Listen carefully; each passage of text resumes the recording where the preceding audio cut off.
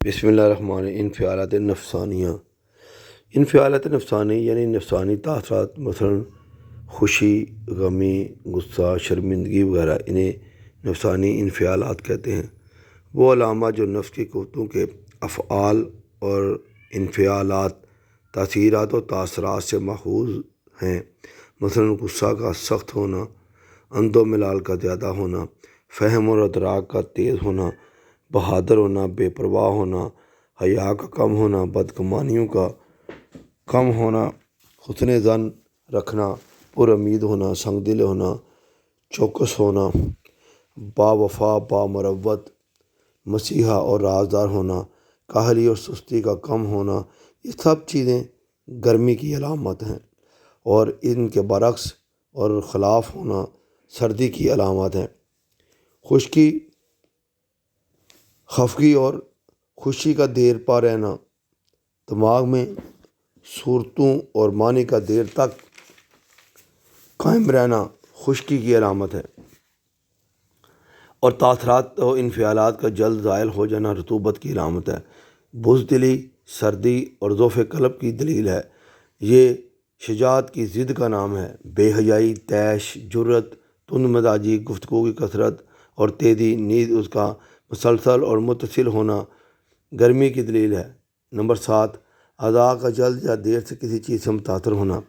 اعضاء کا جلد یا دیر سے کسی چیز سے متاثر ہونے سے کیفیت مزاج کو معلوم کرنے کا طریقہ یہ ہے کہ جو عضو کسی معمولی سبب سے بہت جلد گرم ہو جائے تو سمجھنا چاہیے کہ اس کا مزاج گرم ہے، کیونکہ ہم جنس اور مشابہ کیفیت کی طرف تبدیلی بنسبت مخالف کے جلد ہوتی ہے، اور اگر یہ عضو کسی وجہ سے بہت جلد ٹھنڈا ہو جائے تو معاملہ الٹ ہوگا اور اس کا مزاج سرد ہوگا۔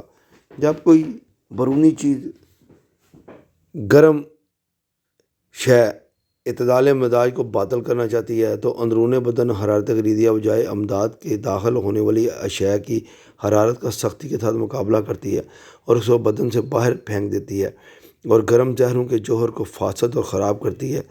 طبیعت روح کے ذریعے حرارت غریزیہ کو اس بیرونی گرم زہر کو بہتر بنانے کے لیے حرکت میں لاتی ہے اور اس گرم چیز کو بخارات کے ذریعے تحلیل کر دیتی ہے یا اس کے مادہ کو جلا کر راکھ بنا دیتی ہے۔ بالکل اسی طرح حرارت غریزیہ بیرونی سرد مخالف اشیاء کی مضرت جو بھی دفع کرتی ہے، لیکن جب حرارت غریزیہ کمزور ہو جائے تو طبیعت مدبرہ بدن اپنے اعلیٰ حرارت غریزیہ کے ضعف کے باعث ان رطوبات سے الگ ہو جاتی ہے۔ علیحدگی کے فوراً بعد حرارت غریزیہ ان رطوبات پر پوری قوت سے تسلط جما لیتی ہے اور وہاں غیر طبعی تحریکات پیدا کر کے تعفن اور فساد پیدا کر دیتی ہے۔ نمبر 8، طبعی افعال۔ بدن کا طبعی افعال سر انجام دینے اعتدال مزاج ہونے کی دلیل ہے، اور بے اعتدالی اور ناقص ہونا سردی کی دلیل ہے۔ اگر بدن سے سرد ہونے والے افعال پریشان نظر آئیں تو ایسا حرارت کی زیادتی کی وجہ سے ہوتا ہے، اور اگر افعال سست ہوں تو یہ برودت کی علامت ہے۔ جب افعال میں تیزی یعنی مختلف کاموں میں چستی اور سرگرمی دیکھی جائے تو یہ غلبہ حرارت کی علامت ہے۔ نمبر 9، خواب اور بیداری۔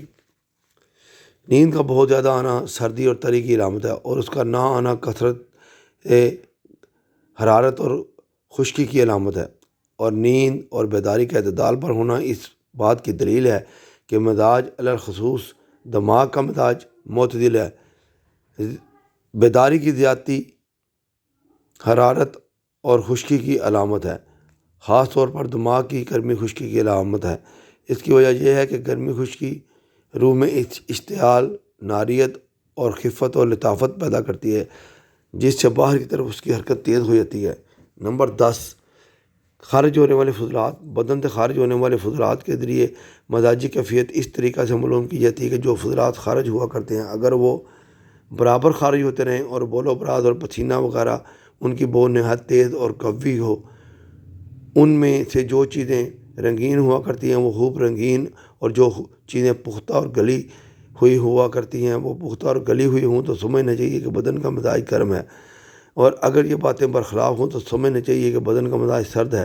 نتیجہ کہ فضلات کا رنگ گہرا ہونا یعنی سرخ یا زرد ہونا حرارت کی علامت ہے، اس لیے کہ رنگ کی تیزی خون چھفرا اور عفونت کے غلبہ کی دلیل ہے، اور اس کے برعکس ہونا یعنی بو کا نہ ہونا یا کم ہونا، رنگ کا نہ ہونا یا کم ہونا سردی کی علامت ہے، کیونکہ برودت کی وجہ سے خون اور صفرا کم پیدا ہوتے ہیں اور تعفن بھی نہیں ہوتا۔ خواب کے ذریعے مزاج معلوم کرنا، نیند میں خواب دیکھنا انفعالات نفسانیہ کے زمرے میں سے ہے۔ جس شخص کا مزاج گرم ہے وہ خواب میں آگ یا خود کو دو میں بیٹھا ہوا دیکھتا ہے۔